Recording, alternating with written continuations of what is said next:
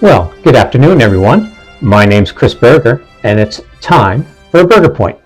You know, many years ago, I'll say over 40, when we built our house, my father-in-law proposed to me, well, it will be a little bit more expensive, but why don't we put the electrical wires underground?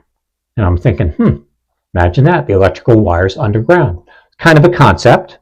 And what does that prevent?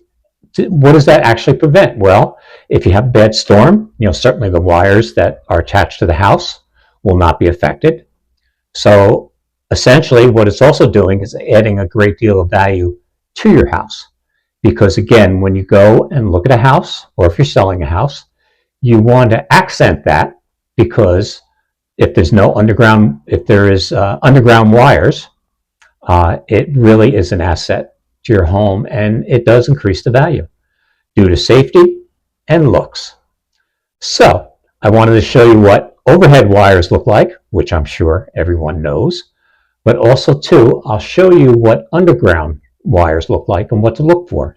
So of course, in the traditional sense, the wires run from the telephone pole, which is across the road, and they come across the road underneath this giant tree.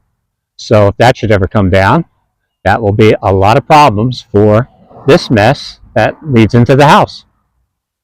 That's overhead wires. But the potential is there for something to happen where you're wiped out for at least 24 hours if that branch comes down.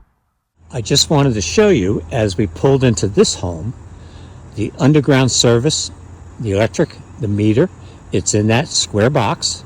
And of course, when you see that on the edge of the property, that indicates, by all means, underground.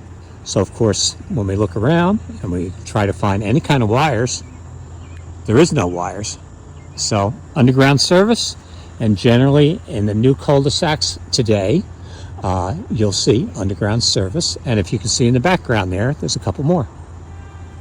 I'm kind of wearing a special shirt today because this represents Mars, Pennsylvania. And actually, I was listening to one of my favorite stations on Sirius XM, 60s Gold, and the DJ, Flash Phillips, mentioned Mars, Pennsylvania. Why? Because that was the sighting, or that is the sightings, of many, many, extraterrestrial activity. And it's kind of cute. They even have a flying saucer saying, "Welcome to the town." So at any rate, that's my story. That's my hat in honor of Mars. Have a great one.